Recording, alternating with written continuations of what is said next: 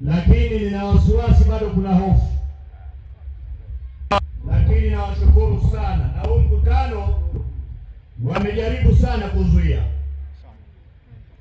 na polisi niwaambie, tulipopata taarifa tuliwajulisha viongozi wetu,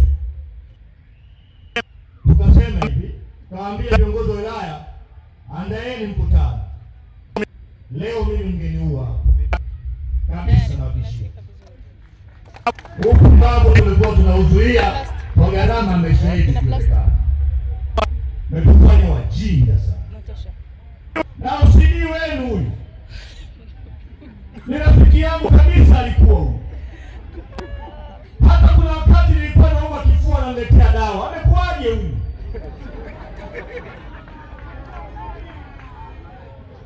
Napata kuna chupa yake nyingine iko nyumbani. Kametea dawa ya kifua huyu. Kimwambia na kuoa na nijulia hali. Umekuaje dada? Mbona ulikuwa umeokoka vizuri?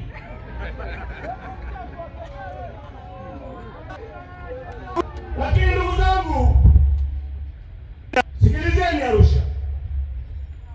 Sikilizeni Arusha. Kuna uchungu sana kama taifa. Na uchungu umeongezwa juzi baada ya ripoti ya Jaji Chana. Mimi nilikuwa Arusha wakati maandamano yanatokea. Nilikuwa Arusha na niliposikia tu watu wameanza kuandamana, nilimpigia mkuu wa mkoa simu Makala, nikamwambia nasikia watu wanapigwa risasi. Mimi nimekuwa mbunge miaka 10 hapa, wananchi waniheshimu kwa sababu mimi ni mwana. Hakuna sababu ya kutumia risasi. Niambie uko wapi mimi na wewe twende barabarani tukatulize ghasia na hayo maandamano. Na hapa kwa jina la Mwenyezi Mungu nilipiga. Nikama haitoshi, napata taarifa watu wanaumia. Huwezi kuwa kiongozi unasikia watu wanakufa ukafurahi, dai haki, utaumia. Ndugu zangu, nikachukua jukumu la kumtafuta mkuu wa majeshi mstaafu Mwamnyange. Nikampigia nikamwambia, sina namba ya viongozi wenzako huko juu, lakini angalau na kwa mbunge saidia, watu wanaumia, wanapigwa risasi. Nikatafuta na maaskofu wengi.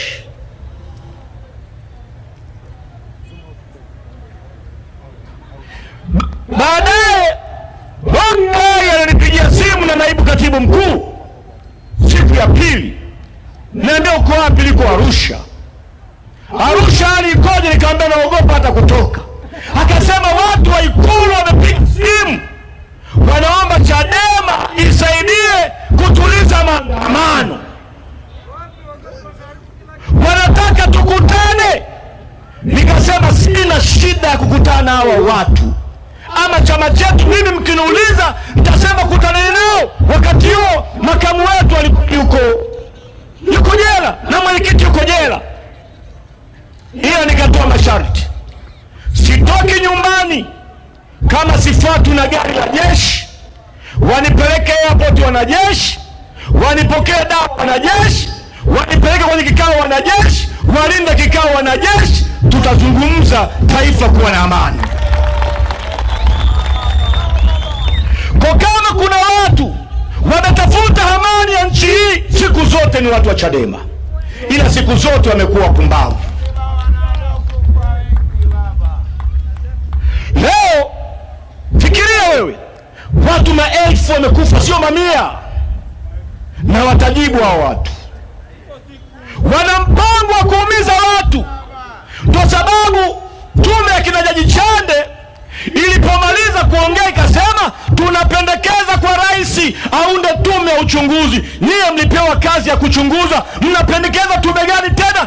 Hiyo tume sasa, Jaji Chande anasema kuna kauli zilichochea nini? maandamano kama no reforms, no election na Oktoba tunatiki. Oktoba tunatiki inachocheaje maandamano? No reforms, no election inachocheaje maandamano? Maandamano yamechochewa na uuni na ukandamizaji wa haki na demokrasia katika taifa hili. Uuni. Alafu sikiliza wewe, uuni huo hata baada ya uchaguzi feki, uuni huo ukaendelea ndani ya bunge ili upate wabunge vitima.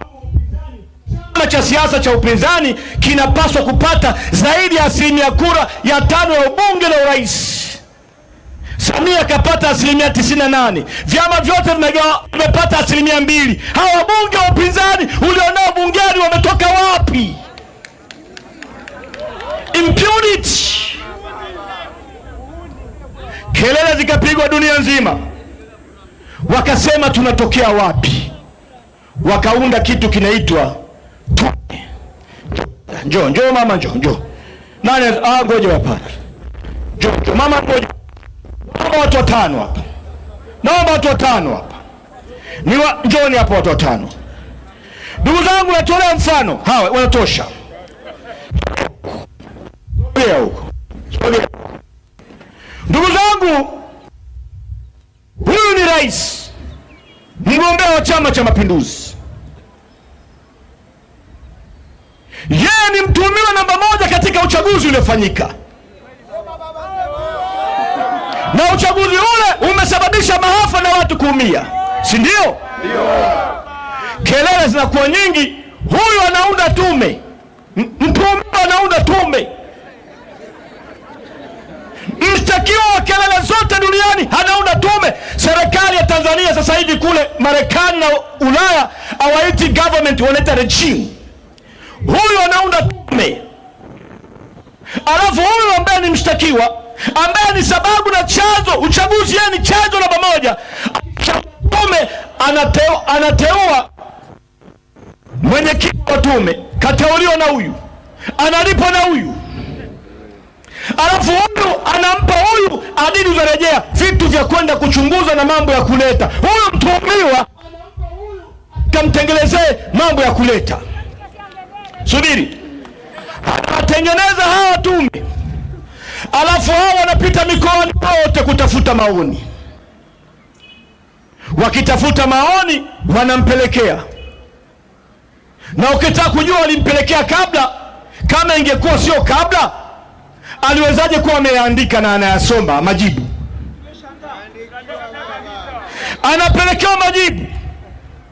Huyo ambaye sasa anashtakiwa na kutuhumiwa katika uchaguzi huo, hii tume ni ya kwake, inaripoti kwake, na anaiambia nendeni mkatafiti vitu 1, 2, 3 na mlete majibu hapa. Alafu hao wanaenda, wakishaenda wanarudi. Kabla hawajarudi wanapangwa maaskofu na mashehe. Tuna imani na tume italeta mambo ya msingi. Bwana Yesu asifiwe. Rika shinda rapa. Bwana asifiwe. Mimi ni askofu wa makanisa yote ya Kikristo Tanzania. Amen. Mimi na imani na tume hii. Tume italeta mstakabali wa nchi yetu. Baba askofu, nani amekuambia? Umeona anatokea na shehe. Asalamu alaykum. Jamani, tume hii tuna imani ina watu weledi. Weledi wa mtu upimwi kwa cheo chake na elimu yake. Weledi wa mtu unapimwa kwa upendo, huruma na hekima, sio cheo wala shule. Teremkeni. Sasa hawa wanaenda, tunasomewa. Sasa CCM mimi siwapendi sana, lakini bahati mbaya nikiona pia mnataka kuingizwa kwenye mtego na lazimika kuwasaidia. Mimi nikamatwa hapa Arusha. Hapa Arusha, ndugu zangu, kamatwa hapa, nikaondolewa hapa mpaka Dar es Salaam, kamatwa kiuni kabisa. Kafika pale polisi, nasubiri kupelekwa Dar es Salaam. OCD huyu akaja akanikuta kwenye cruise wakati nasubiri kusafirishwa, akawaambia vijana wanishushe, nimefungwa pingu. Wakanishusha, yuko na spray anataka kunipulizia usoni, akaniingiza chumba pale, kuna chumba kimoja pale tourism police, anasema wanivue nguo, nipulizie neno kwa lugha yake kwenye mapumbu. Ukisema tafsiri hii hamtaelewa uchungu wake nyie.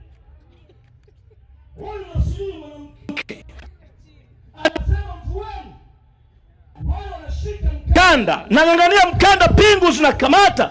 Nikamwambia nafikiri bora uniue, sistahili fezea ya aina hii. Askari mmoja akaona, nafikiri wa mkoani, akasema Lema arudi kwenye gari, anaenda Dar es Salaam. Ziaka mbaya. Unataka nifulie unipulizie spray? Wanawake wengine wakivua wapulizie spray. Mimi na mke, naye ana mume. Fezea. Haya ni mambo ya aibu kusema hadharani, yanakuwa na thawabu kwa sababu tunawatia moyo kwamba tunapowaambia tunawapigania, hatuwaambii kwa sababu tunataka kura. Mimi ni mwaka ngapi siko bungeni, lakini nitaendelea kusema mpaka siku nitakapokufa.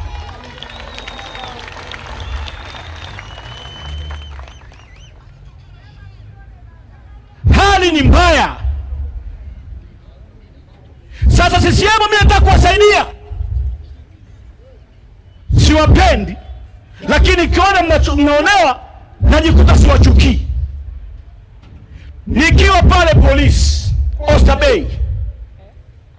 Bay polisi, akaja deputy ZDCO wa kanda ile ya Pwani Dar es Salaam, anaitwa George. Mimi nimekaa ofisi ya RCO na wenzangu, tumeambiwa kuna watu wanakuja kuwahoji. Nikasema sawa. Nafika pale, deputy ZDCO akawa anaongea na simu, anasema hivi, mheshimiwa anaongea na Kingai DCI. Akasema mheshimiwa, niko hapa na Lema ndo tunamhoji, amesema waliochochea maandamano ni CCM waliokatwa majina, mbona hamwakamati hao? Nikasema George, ndo namuona anaingia mlangoni, nasikia anasema Lema anasema, namuona. Nikamwambia George, akanikonyeza, kaa kimya, akanikonyeza. Maana yake nini? Kwenye ripoti ya tume nimesikia kwamba wengine waliosababisha maandamano ni wale waliokatwa majina. Maana yake kuna watu wanatafutwa, waunganishwe na wapinzani, wapigwe kitanzi. Akanikonyeza. Nikasema hapana. Wakili akasema subiri. Akasema Lema anasemaje? Akasema Lema anasema mbona mwakamati CCM, na wakati CCM na wenyewe waliokatwa majina ndio wamechochea maandamano. Mimi nasikia namwona anaongea Lema, sijahojiwa, ndio nasubiri watu wanihoji. Anasema kama wameshamaliza kunihoji na nimeshasaini karatasi. Nikamwambia George hapana, akanifanyia yaani manake subiri tuingize kingi na hawa kijana.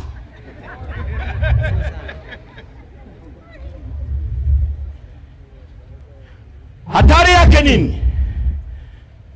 Ukikuta hata CCM anapangiwa uovu, kama chama chao kimekutesa miaka yote, usikubali kufumba macho. Sema utapata baraka za Mungu. Sema. Sasa leo hii mikutano imefunguliwa, hawataki tuongee ya mambo. Mwenyekiti wetu bado yuko ndani zaidi ya mwaka, na niliwaambia na nawaambia tena, Lissu, mnafikiri sisi hatujamshauri? Lissu sio mnavyofikiria, yuko tayari kufika jela. Alipokamatwa tu mimi nilikwenda magereza, nikamwambia unafikiri kuna haja ya kuongea? Akaniambia wacha tuongee mahakamani.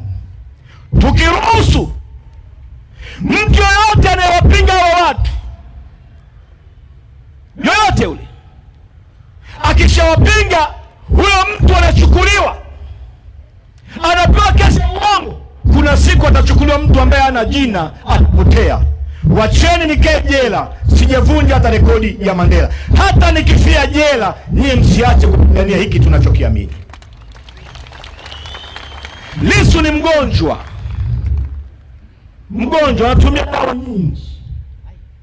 Ukimwona Lissu anameza dawa utaogopa kopo zima, kwa sababu mwili wake umejaa chuma. Yuko magereza, vyoo vya magereza mnavijua, mguu wa Lissu mmoja ujikunji. Yuko magereza. Amesema hapa Boni, si kwa sababu yake mwenyewe, watoto wake wako Marekani. Lissu ni mwanasheria nguli. Leo akiamua kuacha siasa akasema nafanya kazi ya sheria, Lissu atakwenda mbali sana. Lakini amepigwa risasi za kutosha nyingi. Ameumwa miaka 4. Amekaa ICU zaidi ya miezi 6. Ametoka, anakuja, ametembea akiwa kilema, anaendelea kusema kwa ajili yenu. Niye mama tusikiliza leo, msivunjike moyo. Na hii kazi mkiifanya kwa ajili yenu mtavunjika moyo. Hii kazi mnaifanya kwa ajili ya watoto na watoto na watoto ambao wengine watazaliwa hata sisi bila kuwaona. Hii sio kazi yenu. Hii kazi ya mashaka. Msivunjike moyo, tianeni moyo. Na uzuri wa msingi ni kwamba hakuna atakayeishi milele. Ni bora kila mtu akachukua hatua za makusudi. Mashehe nawaona hapa, sababu nawajua. Acheni kufanya mnavyofanya, acheni. Hatumkatai Samia kwa sababu ya dini yake. Tulimkataa Magufuli, alikuwa ni Mkristo. Mkapa alipingwa, alikuwa ni Mkristo. Nyerere anakosolewa, alikuwa ni Mkristo. Huyu Samia hatumkatai kwa sababu ya dini yake. Msikutane kila siku mnatoa matamko ya kumtetea. Mnasema hawa Wakristo. Mimi ni Mkristo. Hakuna mbunge ametetea mashehe bungeni nchini kama mimi. Hayupo. Na ndio maana ni kiongozi pekee wa upinzani ambaye nikiwa jela, kiongozi wa kwanza wa dini kuja kunisalimia jela, hata Mkristo mmoja hakuja, alikuwa ni Sheponda, kwa sababu alijua kazi yangu bungeni. Tunaposimama hapa, hatuwatetee Waislamu, hatuwatetee Wakristo, tunawatetea Watanzania. Hichi mnachokifanya sasa mashehe, rais hata kuwa Muislamu siku zote, mnawafundisha Wakristo kuona vibaya, mtaligawa hili taifa. Zambi itakemewa, huwe ni Muislamu, huwe ni Mkristo, huwe ni jaa. Na haya maneno wengine wanaogopa kuongea, mimi nitaongea. Na nikija hapo kachukia, usinipe kula. Sijazaliwa kuomba kula, nimezaliwa kusema ukweli. Mnarudisha nchi nyuma. Nchi hii imeisha, inapigwa usiku na mchana. Mmesikia ripoti ya CAG, matrilioni ya fedha yameibiwa. Nani ameondolewa kazini? Utekaji kila siku mnasikia. Juzi ni jana kuna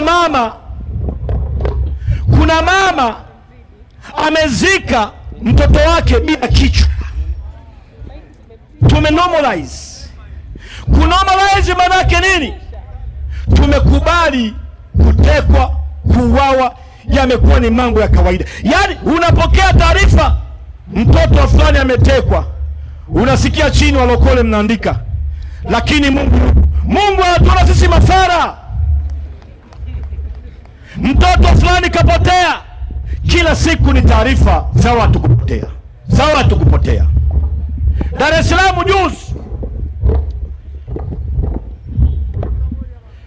es Salaam juzi, sawa kabisa. Juzi Dar es Salaam, wakati taarifa ya mtu mmoja kupotea imeonekana kukatwa shingo, kesho yake ikatoka taarifa nyingine, mtu ameokotwa mto Msimbazi. Alafu vyombo vya habari vinaandika kama vile Ashura na mama walicheza kidalipo. watu wanatekwa, ripoti ya Chande inasema watu zaidi ya 400 wanatekwa, 700 katika kipindi cha miaka mingapi? Katika kipindi cha miaka mitatu. Imagine. Ukitaka kujua ni jambo baya, ukisikia mtu ametekwa, mweke mke wako ndio wao ametekwa, mweke mtoto wako wao ametekwa, mweke baba yako ndio ametekwa. Ukiona hujiweki wewe katika hiyo nafsi, wewe ni binadamu ambaye umepoteza thamani na una hutu wa kuishi. Watu wanapotea. Hebu fikiria, mimi naondoka hapa jioni na Boni, alafu mnaambiwa Boni Lema Boni ametekwa, alafu asubuhi mnamwona mwili wa Boni, kichwa cha Boni ukioni.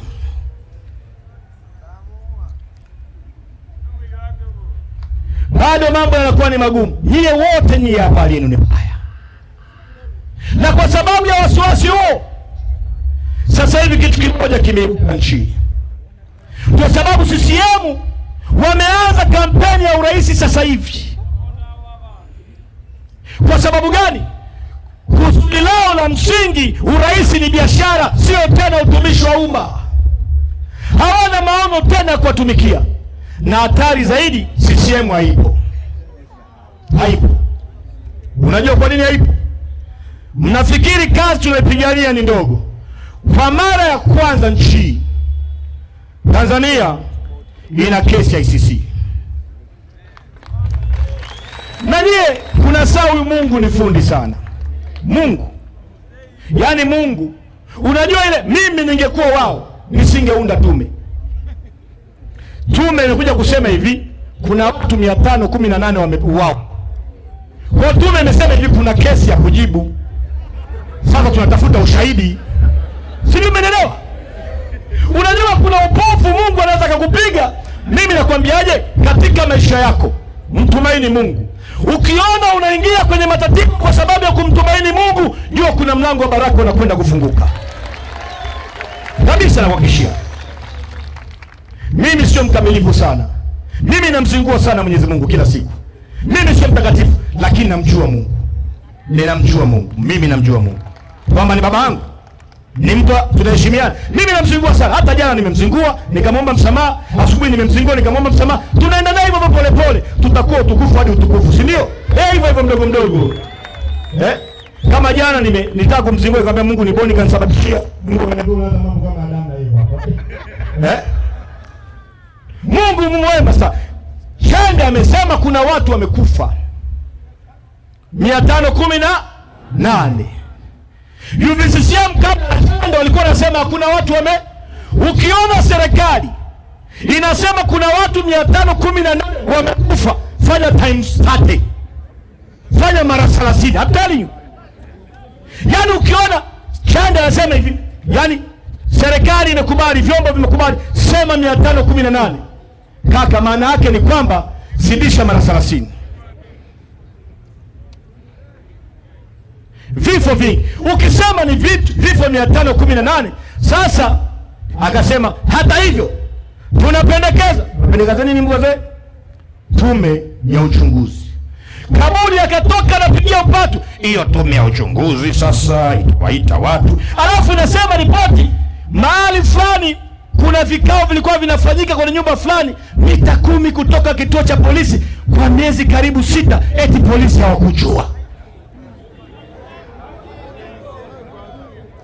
Chande alikuwa anasema hivi, alikuwa anamwambia rais kwenye ripoti hivi, huyo IGP uliye naye, huyu DCI uliye naye, na polisi wote mkoa wa Dar es Salaam na polisi wote Tanzania hawatakiwi kuwa ofisini ndani ya dakika moja. Kuna siku utatekwa kwa sababu kuna mambo yalikuwa yanapangwa na hawakujua. Sisi tume tumejua. Unajua maana yake nini? Ukisoma pale maeneo ya Ufipa, ni ile ofisi ya Chadema ya zamani.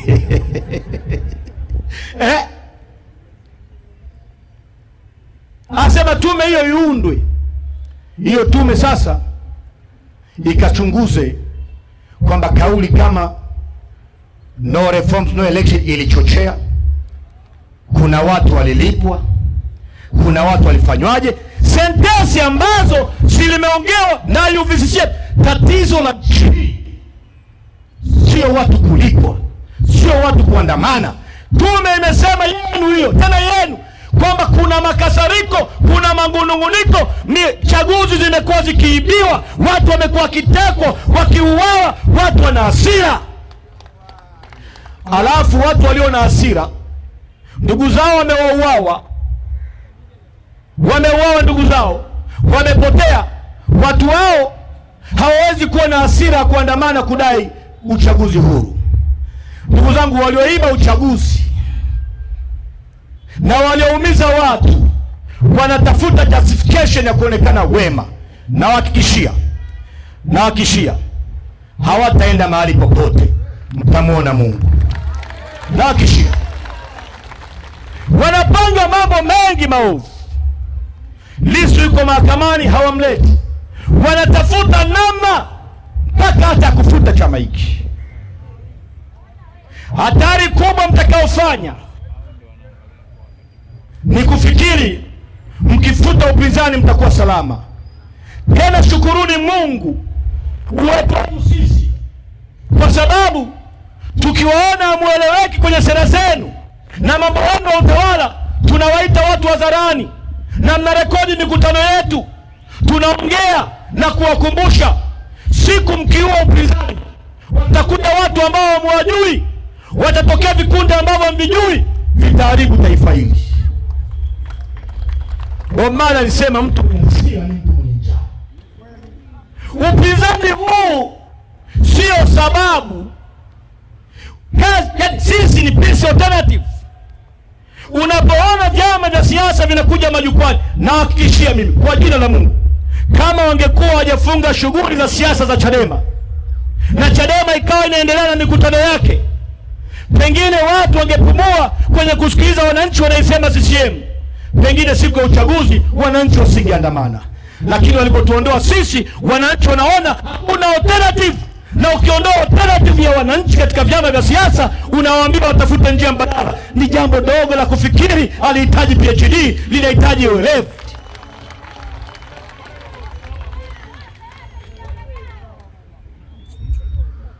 Zamani sisi kule bungeni, mimi nilimwita waziri mkuu Pinda ule Mungu. Nikasema hakuna mtu muongo kama wewe duniani. Si mnakumbuka? Pinda kunitumia watu waje wanikamate. Kutoka ndani ya bunge, niko kantini, msaidizi wa waziri mkuu, spika akaniandikia kimemo, msaidizi wa waziri mkuu atakutafuta. Niko kantini, msaidizi wa waziri mkuu akaja, kaambia mheshimiwa waziri mkuu anakuita. Nikaenda ofisini kwake, nikaambia nimekuja mzee. Akaniambia, Lema, umesema mimi ni muongo kwa ujasiri sana mwanangu. Hebu niambie uongo wangu nini kuhusu maandamano yaliyotokea Arusha yale ya 2011. Nikamweleza, akaniambia hivi, mwanangu, nimekuelewa. Tuna tatizo moja baya sasa hivi nchi. Tuna watu idara ya usalama wa taifa huko chini, badala ya kuleta ripoti za uhakika na za uadilifu, wanaleta ripoti ambazo wanafikiri zitatufurahisha na zitatukosesha kuongoza vyema. Akaniambia, sitakudai ushahidi bungeni, na wewe ipoteza hiyo hoja, na spika anaipotezea. Nikamwambia, mzee, tumeelewana kikubwa. Tukapeana 5. Toka siku hiyo mimi na Mzee Pinda tukawa marafiki. Nikiwa bungeni tena mimi nikasema kuna siasa za udini zitatumika vibaya. Wakati ule Dr. Slaa anagombania urais, nikasema huu urais Kikwete atapeleka nchi pabaya. Nikaonesha DVD, nikasema na ushahidi ya kampeni zinafanyika misikitini zile ya Dr. Slaa. Bunge likasimama lote, wataka kuninyonga. Tunakupa siku 7 uleta ushahidi wa bunge za chama. Nikamwambia siku 7 nyingi, nipenda ka 7 niende ghetto nileta ushahidi hapo.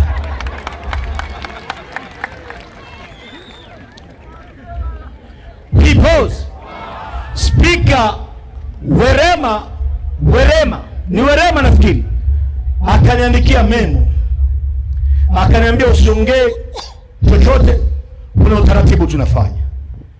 Mwenyekiti Freeman Mbowe wakati huo akiwa kiongozi bungeni akanifuata akaniambia, Mheshimiwa Spika Makinda ameomba umuoneshe Lukuvi hicho ulicho nacho, waone kama kina athari ya kulipasua taifa, maana umejiamini sana. Nikamwambia mwambie Lukuvi tukutane ofisini kwake huko. Tukakutana, nikafungua kompyuta nikaanza ya kwanza, ya pili, ile kampeni ya kura maslahi naikumbuka, cha tatu kwa ajili ya utaifa hii acha. Nikaacha. Manake nini?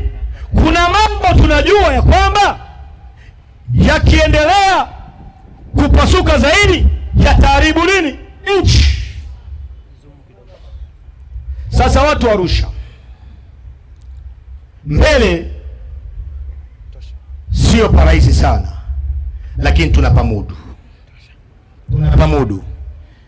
Zitakuja taarifa za kusemesha wakati mwingine. Msivunjike moyo. Mlipofika ni karibu kabisa na mafanikio. Hamshindani tena na CCM. Tena. Hapa kuna mbunge hapa, Nyamachoma huyo, ni mbunge huyo. Kuna mbunge hapa. Mtoto huyu vipi? Mbona ashikiki? Ashughuliki mtoto malizi. Kuna mbunge hapa? Hakuna mbunge hapa. Yaani hapa iwekwa kura hapa Milema na yule, mimi na zangu Canada huko napigia kura kwa Twitter. Ndio wanza alishinda nini? Yule Nyamachoma yule. Na nyie watu kama sio maboya nyie. Subirini nyie kama sio maduanzi nyie. Hivi mnaendaje kwenye hizo game za kishamba shamba nyie? Anachunga mmekuaje? Mnaitu kwenye Nyamachoma. Mmekuaje Arifu? Hivi mimi nilikuwa mbunge wenu kwa nini? Acha Mungu nitafutie jimbo Pwani huko. Haiwezekani bana mimi nyie. Baba gani hapo? Mnapelekwa kiduanzi tu. Arusha kesho utakuwa na tamasha la kuchoma nyama. Na nyie mlivyokuwa maduanzi mnaenda kula matambiko yale. Ndio maana zilikuwa hampati hela. Wewe hujawahi kujiuliza kusudi la mtu la kuchomea nyama mji mzima ni nini? Hivi hujawahi kujiuliza wewe? Na maagano ya ushirikina wewe inafanywa kwenye nyama na damu. Hamjui? Mnaenda tu pale. Halafu ati mnatoa na maoni, nyama ilikuwa tamu sana, nyama ilikuwa tamu. Unajua nyama tamu wewe? Huu boya kuanzia leo mwisho huu. Mimi. Yaani mnakuaje? Boni amekuja hapa akasema zamani ulikuwa ukisikia Arusha na ameiona Arusha. Kweli sikufichi. Siku hiyo mkutano leo utakuwa mkubwa. Na nyinyi waandishi wa habari njooni mpige picha watu. Pandeni hapa mpige picha watu. Panda hapa, panda. Piga huko. Na wewe panda na wewe. Panda. Mumpelekee Nyamachoma. Na nyinyi mmekuwa kwenye Nyamachoma nyinyi. Panda mchukue watu. Panda. Anzia huku. Wewe vipi mbona mkuda? Zunguka kote hivi kama pia. Wewe godi vipi? People!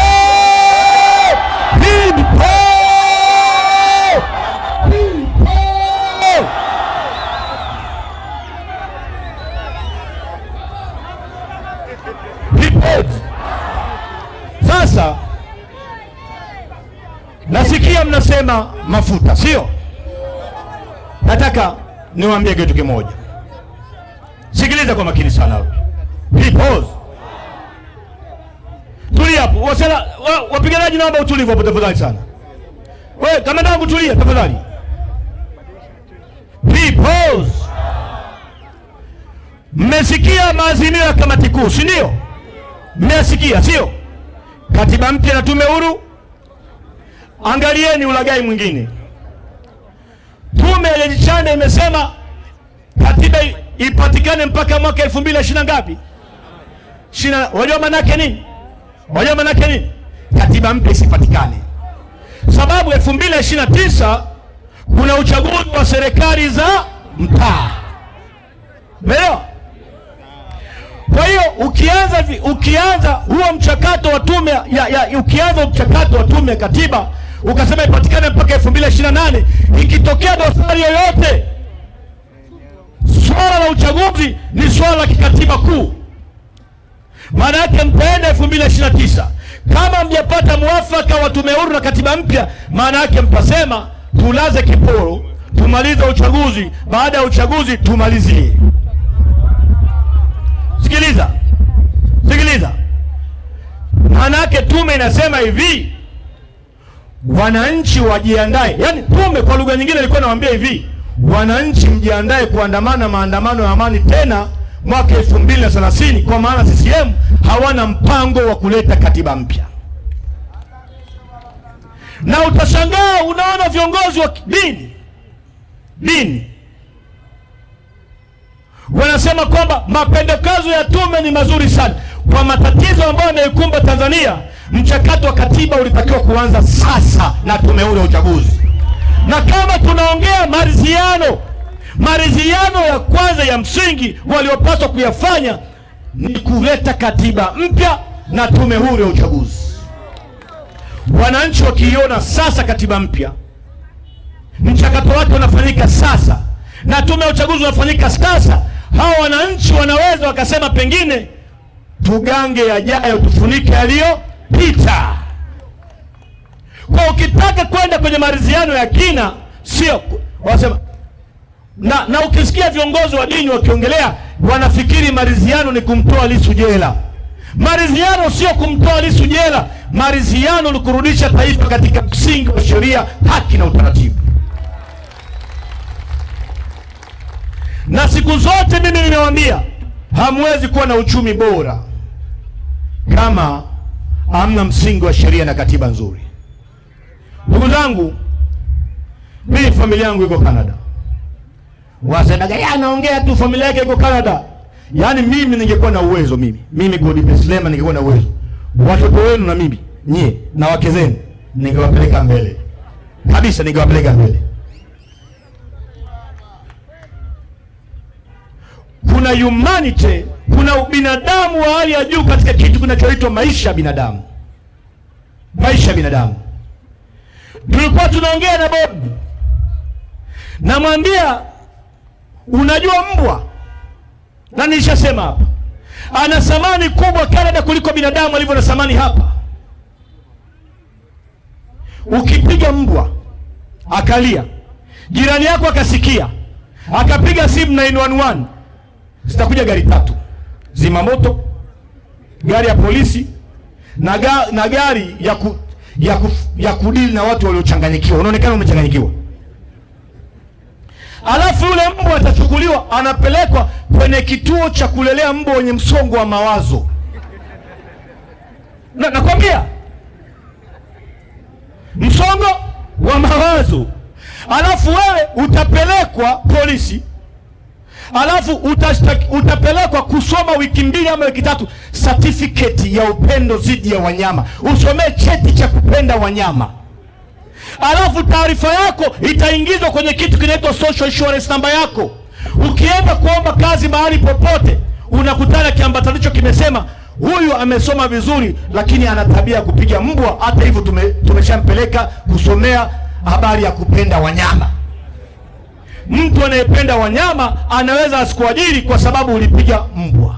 Hapa maiti zinaokotwa barabarani zimekata kichwa, taarifa habari inatoka kilaini kama mtu ameangusha parachichi. Bullshit. Mimi juzi nikiwa Canada,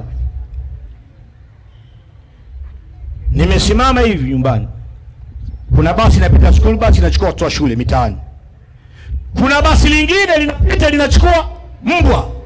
Mbwa wanapelekwa na wenyewe kwenye shule yao kwa sababu hawezi kuachwa nyumbani wenyewe. Kwa jioni mnaporudi nyumbani na mbwa na wenyewe wamebeba kwenye school bus, wanachungulia dirishani hivi kama watu. Najenga hoja hii kwa sababu gani? Sikiliza. Sijengi hoja hii kuwafurahisha.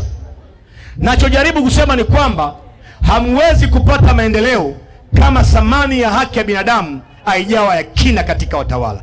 Ili binadamu waweze kuendelea, kiongozi kwanza lazima awe na upendo, huruma kupita kiasi. Mpende jirani yako kama unavyoipenda nafsi yako. Sasa mnasema mafuta yatapanda. Irani jana usiku na Marekani wameshambuliana huko Strait of Hormuz, sio? Na kila wakishambuliana ile kwenye ule mfereji wa Strait of Hormuz, 20% ya mafuta yanapita pale. Wakishambuliana mafuta yanapanda bei kwenye soko la mataifa. Yakiongezeka kwa 20%, hapa wanalazimika vile vile kuongeza. Lakini ungekuwa na utawala unaofikiria, wangefanya nini ili kuepuka bei ya mafuta, hata bei ya mafuta na bei ya bidhaa kupanda? Wangefanya nini? Mafuta yanayotumika kwa usafirishaji ni diesel. Ungeweza kuondoa kodi kwenye diesel. Ukiondoa kodi kwenye diesel, maana yake ni kwamba mafuta yakauzwa kwa bei ile ya awali kwa chini kidogo, maana yake nauli ya daladala haitapanda, maana yake mashineni hakutapanda, maana yake usafirishaji wa vyakula hautapanda, sio? Maana yake ungeweza kusema tutaacha hii percentage ongezeka kwenye petroli hayatumiki kwenye magari makubwa ya usafirishaji, sio? Lakini hawa raia wengi wanaotumia daladala na nini, ukasema hawa diesel tutaishusha chini, maana yake mahindi yatafika hapa kwa bei nzuri. Jana mimi nimepanda Bolt kutoka Oysterbay mpaka Kawe, maeneo ya 777. Miaka yote usiku leo alfajiri nimechukua taxi kutoka Oysterbay mpaka airport. Siku zote nilikuwa nikiita taxi ni 16,000 17,000. Nimefika pale nimelipa 32,000. Ongezeko la 15,000. Nikataa kuona driver ameniibia, nikakumbuka mafuta amepanda nini? Bei. Haya mafuta haya kuna tozo nyingi tumeshasema. Na kwa sababu kuna ugumu wa maisha, wangeweza kutoa baadhi ya tozo kwa ajili ya kusubsidize. Lakini wangeshindwa kutoa tozo kwenye mafuta, for example kama ya petroli, wangeweza kwenda kwenye diesel. Ukiondoa kodi na ukapunguza thamani ya tozo nyingi kwenye diesel, maana yake unafanya usafiri wa daladala unakuwa mwepesi, usafirishaji unakuwa mwepesi. Hawawezi kuwaza hivyo. Kwa sababu gani? Kama mtu akichinjwa hawawazi. Wewe ukilalamika bei ya mafuta unataka awaze, wewe ndio utakuwa boya kufikiri unataka awaze. Sio, umeelewa? Kinachotokea ni kwamba kuna mambo kawaida mengi ya hatari kuliko hali tunayoipitia. Kwa hali ya hatari imekuwa kawaida kwetu. Ndio maana ukisema mafuta yamepanda bei, kesho bei ya ongezeko la mafuta. Kwa sababu gani? Kama jirani yako alipochinjwa haukujali au kuumia au kunugunika, haya mafuta kata. Kwa anayepandisha bei ya mafuta ama gharama za maisha sio serikali, ni mwananchi ambaye amekubali kuwa mpuuzi katika kutafakari na kufikiri mambo mema ya nchi yake, sio serikali. Ndugu zangu, kule South Africa kulikuwa kuna msemo Pretoria kulikuwa, ukimshika Mjamaika au ukimshika Malawi, polisi wanasema ukimshika Malawi utamwambia nikukuta polisi. Malawi anaenda kukaa polisi, hata toka polisi mpaka yule polisi hata kama kesho yake. Malawi kwa kama mtu bora. Anasema ukimshika Mtanzania wanakuja kama nyuki. Umeelewa? Lakini baadaye wanamwacha mwenzao kwenye matatizo. Ukimshika Mjamaika ama Mnigeria atauza figo yake kupigania haki. Kiwango chenu cha kudai haki kisipokuwa cha juu sana, mambo mengine yote mnayopata ni halali yenu. Kupanda kwa bei ya vitu madukani ni halali yenu. Watoto kusoma vibaya ni halali yenu. Kwenda hospitali mke wako anakufa kukosa matibabu ni halali yenu. Kuanguka huko barabarani kwa sababu ya njaa ni halali yenu. Kukosa ajira na kukaa kwenye toa vijana wetu ni halali yenu, kwa sababu kuna mambo ya msingi mlipaswa kuatilia maanani ili wajue kwamba nyie sio wajinga, mliyapuuza kama mauaji na mateso. Sijui kama mmenielewa. Sio, umeelewa?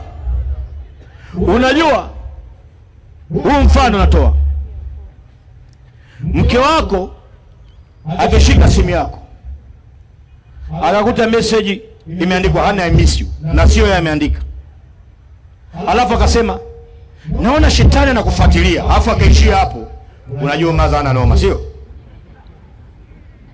Baadaye akakukuta unaongea video call. Sifanyagi hivyo nje, sio manitolea macho kwa fundi sawa. Natoa mfano hapa. Alafu akachukulia poa. Kuna siku mwanaume anataka kupeleka girlfriend nyumbani kwa mke wake. Siku ya kwanza ulipozulumiwa, uliakti kwa kiwango gani? Ulichukua hatua kwa kiwango gani? Jambo la msingi la mambo yote mnaodai mafuta nini? Tuko serious katika mambo mengine ya msingi. Rai yangu kwenu watu wa Arusha, tuendelee kwa mfano, na viongozi wangu wa wilaya, fanyeni mikutano jimbo zima. Mimi nimepangiwa hapana, hojalala, tulikuwa tumefungiwa mikutano hapa, tungefanyaje? Na nyie kiitwa mikutano, njooni kwa wingi kama hivi. Hao mkutano leo wanalala na ndala hao, nakwambia watalala na ndala, na walikuwa na zuia makusudi, sio? Na mimi nikasema siandiki mahali popote, ningeandika tu mtandaoni tumezuiwa, mngeanza kupata hofu. Nikasema siandiki hapa, ninunue kile kinini kile dawa mende kile, ningekuja kuhutubia hapa, kwa sababu nimegundua kuna mambo tuliendekeza yamekuwa normalized. Rafiki zetu walishikwa wakauawa, tukalia, tukatuma salamu za rambirambi, tukakaa kimya. Watu wetu wameshikwa, wamefungwa, tumelia, tumekaa kimya. Juzi hapa ameuliwa Banjo. Mimi Banjo hakuwa rafiki yangu. Banjo 2010 yeye na Eugene na nani yule? Na nani? Na Eugene. Tulipigana naye pale Halmashauri mimi. Na Banjo alikuwa yuko kani ya Batinda Buriani. Ndio alikuwa vijana wa Batinda kwenye kampeni. Walikuwa ndio nakumbuka. Walikuwa na jibu, tukapigana nao pale. Lakini Banjo ameuawa kinyama, katobolewa macho, kavunjwa viungo. Mnasema historia yake huko nyuma ilikuwa mbaya. Hata mwenye historia mbaya apite kwenye mkondo wa sheria. Mkiendekeza watu wenye historia mbaya wachukuliwa kiobara, kiuni, kitakachotokea wewe mwenye historia nzuri utachukuliwa kiuni, utauawa, na watasema una historia mbaya, kwa sababu historia yako hatujui, kwa sababu una kitabu umeandika historia yako. Hivi leo sasa hivi, hebu njoo kamanda, njoo. Hivi sasa hivi huyu ashikwe na polisi, wampeleke huko chini huko buri yetu, wampige afe. Polisi watamhitaji huyu, wasema jamani, taarifa habari.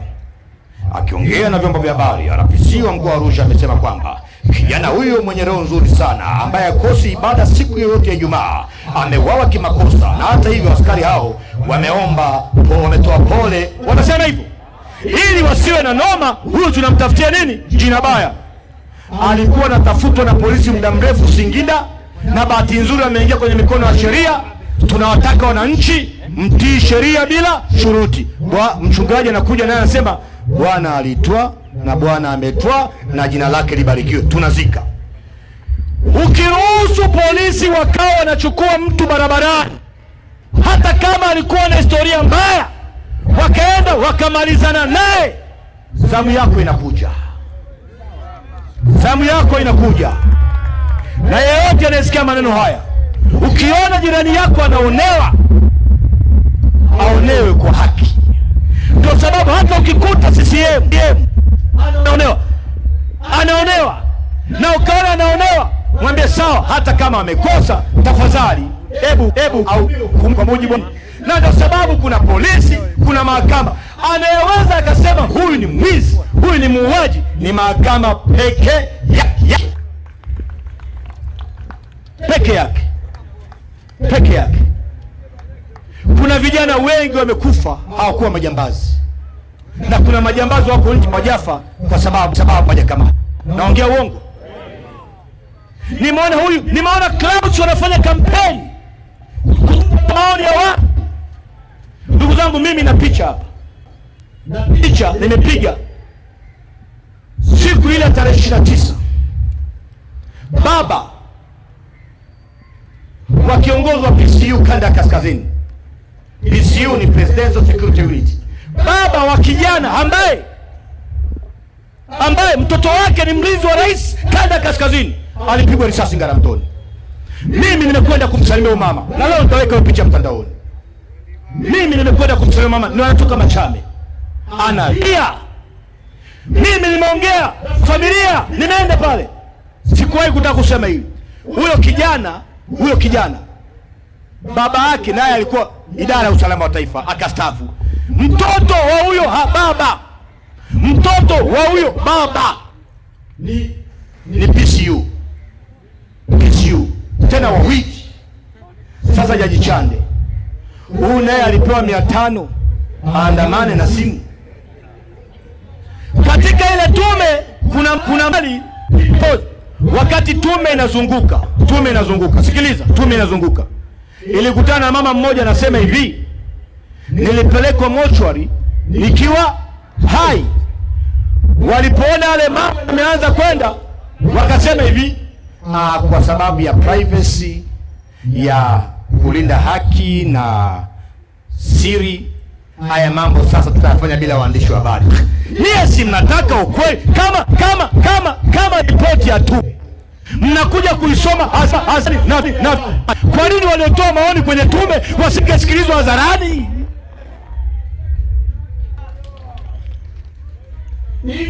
Sikiliza, mimi nikienda kanisani nikaoa, ama wewe Abdalla ukienda msikitini ukaoa, shehe akakupa mke ukaondoka, alafu nyie wote mkijua Neema mke wake ni nani? Neema.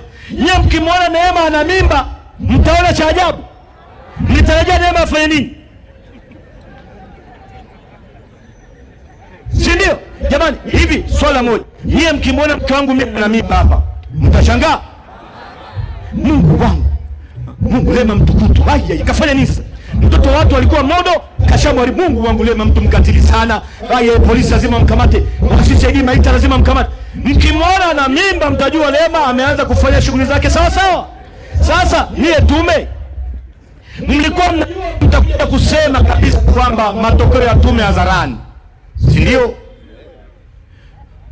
Kama mlijua mtakuja kusema matokeo ya tume hadharani, kwa nini wale kwa mnawaodi wanaongea, kwa nini wasingeongea hadharani, alafu hukumu sasa itoke kutoka ndani?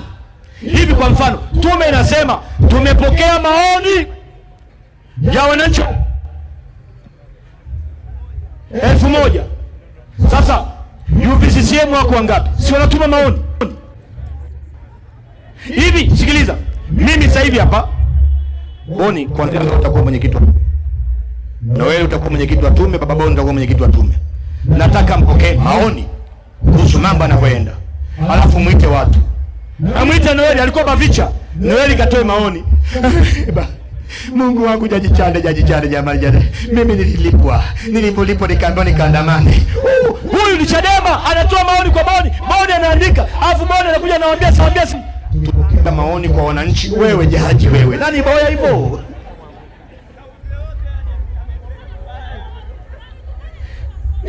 Hivi mnaelewa? Hivi sikiliza, Chadema ikisema inapokea maoni kuhusu katiba mpya, watu wa kwanza kuwahimiza waje watoe maoni ni watu gani? Tukiita mkutano wa chama leo, tumewaambia viongozi wetu wa chama na kuja na mwenyekiti wa kanda ya Pwani, taarifa kwanza kabla ya kwenu inaenda kwa viongozi wa kata kwa message, kuwa na mkutano. Sasa hayo maoni uliokuwa unayapokea ambao utakuja kutoa hadharani, hayo maoni tulitaka huwa unayapokea hadharani, usiwapange wachungaji na mashehe watetee tume ambao wao wenyewe hawaje. Eti shehe na pastor anasema hii tume italeta, yaani haijasoma kabisa, hawajaiona. Tume si siri, ni ya rais. Anatokea askofu anasema hii tume imeleta mwafaka mkubwa. Baba askofu, umeona wapi wakati haijasoma? Kwa nini mnatupanga? Kwa nini mnatupanga? Umeelewa? Sasa hii sio tume, yale sio maoni. Alafu Samia anasema hivi, hii maoni haya ni yangu yake. Alafu nyie Chadema mna kierere nyie. Wewe bwana una kierere wewe. Yale maoni sio ya mtu yoyote. Kaburi ana kierere. Nyarando ana kierere. Yale maoni ni ya rais. Alafu Jaji anamwambia rais, unda tume ya maridhiano, unda tume ya uchunguzi. Mnaona nakuelekea? Mnaona nakuelekea? Mmeshaona nakuelekea hawa? Ndio maana juzi mkuu wa mkoa wa Tabora yule akatoka na sinema nyingine. Kuna mtu ameonekana kwenye TV huko. Umemwona? Anasema nisamee sana mkuu wa mkoa. Mwambie na mama Samia nisamee. Dili mchezo ule. Kama unaangalia sinema za mafia unajua mchezo ule. Alafu anasema mchongo, anasema hivi, sikiliza, anasema hivi tulipompekua zaidi. Anayesema sio RPC, ni mkuu wa mkoa. Anayetakiwa kusema shutuma za mtu ni nani? RPC. Mkuu wa mkoa anasema hivi, tulipompekua zaidi, tukamkuta na message anawasiliana na nani? Na Mange Kimambe, lakini Heche hajawahi kumjibu. Lakini baadaye hawa watakuja kukuta Heche alimjibu moja. Wauni hawa. Sisi kama Arusha amenelewa. Maana yake sasa, yes, mkuu wa mkoa amesema, sasa hapo RPC na sio wataingia, watachukua simu, waipekue zaidi. Watasema hata hivyo Heche alimjibu moja. Na Heche akimjibu moja ni makamu mwenyekiti. Alafu tume ya uchunguzi ile unafikita hoja wakina nani? Wakina no reforms no election wakina nani? Si nyie na sisi. Yaani jambo leo na kuelekewa.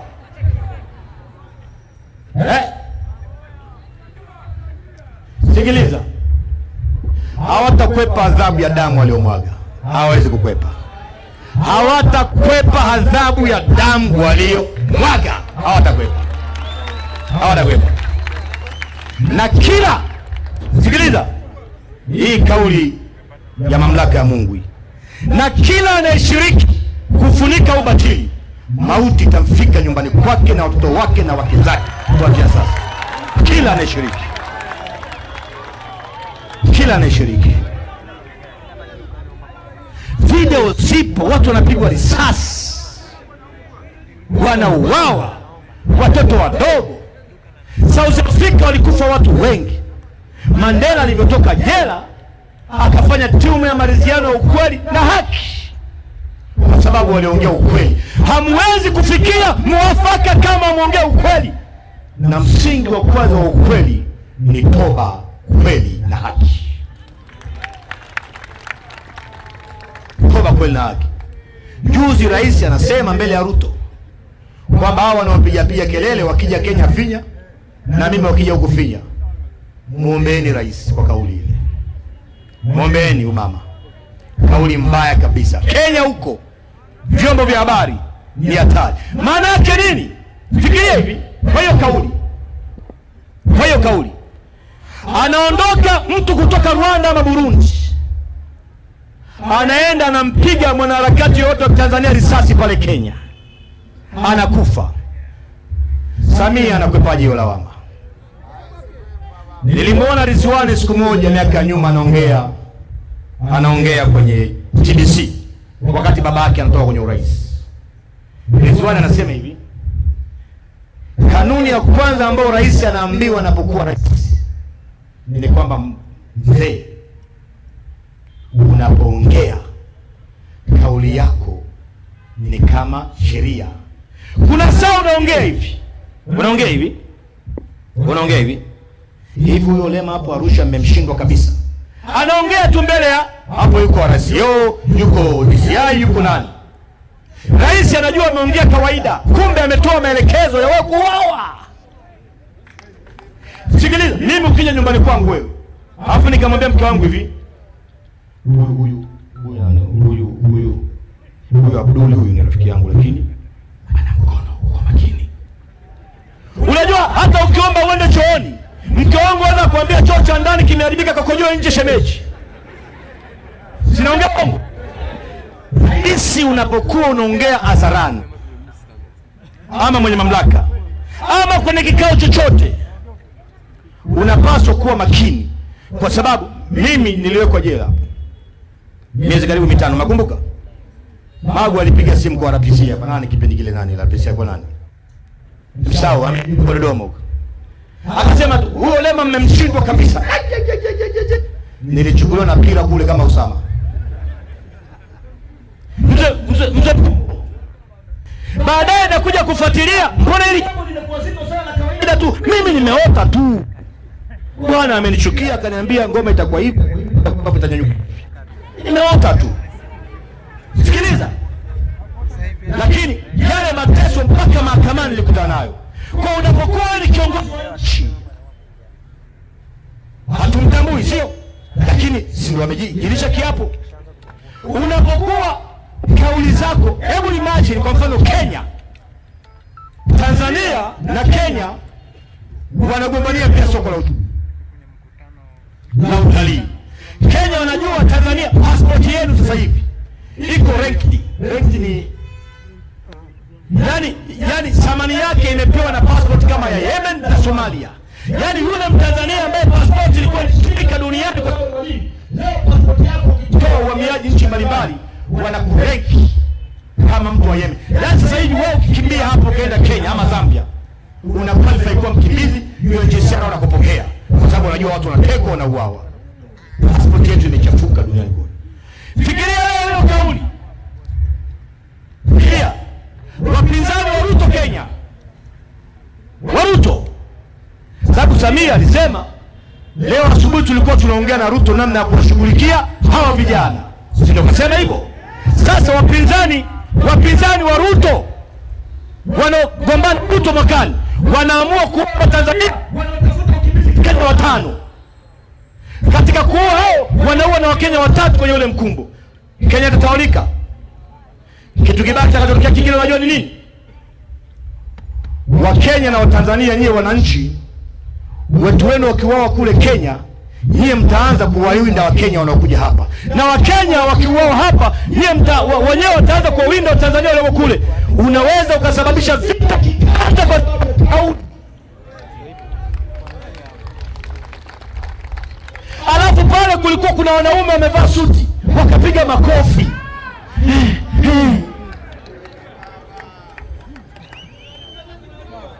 Hamkuona nyie?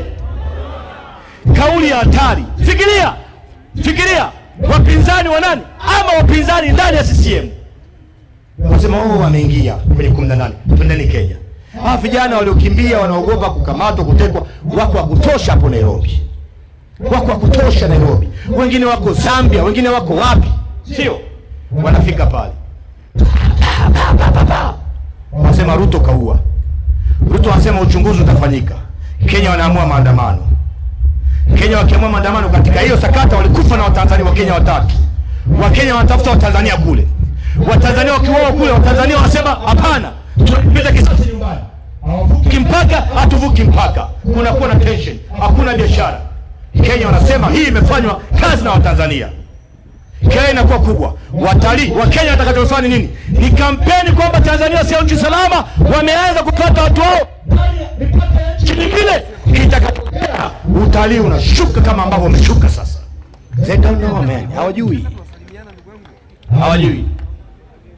Kazi yao ni kuja hapa. Wanatega Land Cruiser. Nafika na rekodi send off. Dema.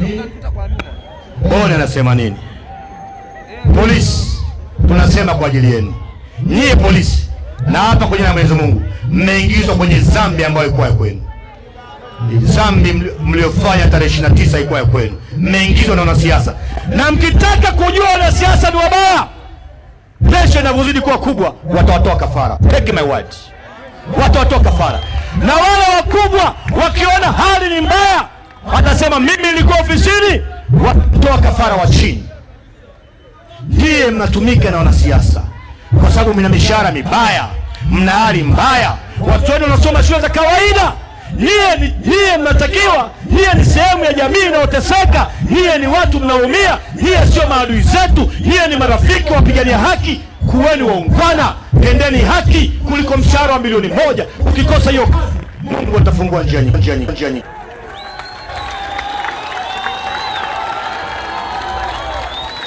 Mimi nilikataa ubunge hapa fande. Hapa nilikataa ubunge. Mimi hapa nilikuwa naokota ubunge hapa kwa Magufuli. Nikamwambia siwezi. Tena siku hiyo sikujua simu iko imewekwa loud. Nikapigwa na mtu mmoja. Dada Serema, nataka hapa. Nikasema huyo boya hawezi kuwa mwenyekiti wangu wa chama, hawezi kuwa kiongozi wangu. Nikakata simu, nikaambiwa simu ilikuwa loud. Nifungia break Kajiado. Kajiado kule. Nilikataa ubunge hapa. Nawaambia huu ni ushuhuda. Huu ni ushuhuda. Nilijua nimeisha. Sababu nilikuwa na kimbia sijui. Nilikuwa naokoa maisha yangu. Nilitoa to shule. Polisi nawapa ushuhuda na nyinyi mniige mimi. Nilipokimbia ile dhulma mimi. Njia ambazo Mungu amenifungulia huko mbele huko. Waisa niko vizuri. Mangi niko vizuri. Vizuri, niko sawa sawa. Yaani niko sawa sawa yani. Nachosema ni nini? Nilikuwa ni kijana na sasa ni mzee, sijaona mtu mwenye haki akiomba chakula. Hawa polisi, idara ya usalama wa taifa, hawa vijana wa chini wapelekwa fronti, na wapia kwa jina Mwenyezi Mungu wamefuata mashinikizo ya kisiasa. Na sasa presha inavyozidi kuwa kubwa, watakaa hivi watafikiria tunafanya nini? Sitashangaa nikisikia Wambura wamemgeuka. Sitashangaa. Na mambo haya ya damu mnaweza mkayafunika leo, mkaweka na kiongozi mwingine wa CCM, alafu huyo akiingia Samira na badilika na kwa Samira atawashughulikia vizuri. Tena huyo atawashughulikia vizuri kuliko sisi, kwa maana anawajua vizuri kuliko sisi. Rais wa Angola anaitwa nani yule? Alifariki Dos Santos. Dos Santos alimweka rafiki yake awe rais. Ni makamu, sio? Alimweka rafiki yake. Akamwambia bana, mimi na kwa nchi. Ukishapata nchi nilindia watoto wangu. Yule rais aliingia madarakani, Samira ikamsuta, akaanza na watoto wa Dos Santos. Sasa hivi mnapanga. Nasikia huko mitaani eti chaguo la rais 2030 ni Mwigulu ndo wa mama. Nani? Rais 2030 anatoka Chadema. Hado Chadema.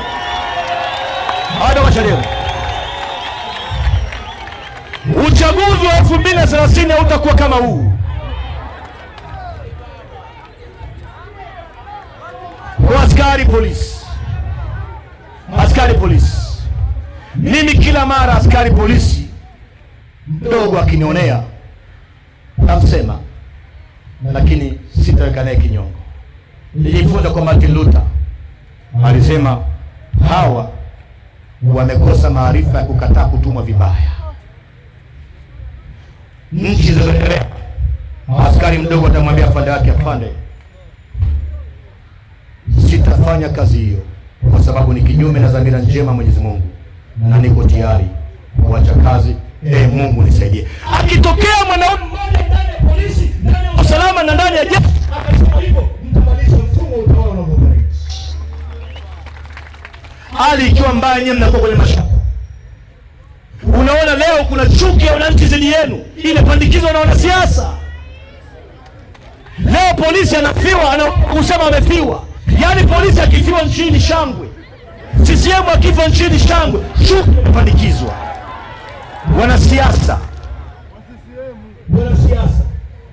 wanaiba, mnawalinda. Wanaoiba TV mnawapiga risasi. Wanaiba mabilioni, mnawalinda. Na wanaopiga kelele dhidi ya wizi wa mabilioni, mnawakamata, mnawafungulia kesi. Mungu awasaidie. Mjue kwamba mnaweza kuishi nje ya kazi hiyo, mkafanikiwa nyinyi na watu wenu, na mkaachana mishahara hiyo ambayo ina dhamira chalo. Ndugu zangu, nawashukuru sana. Asalamu alaykum. Mungu awabariki sana.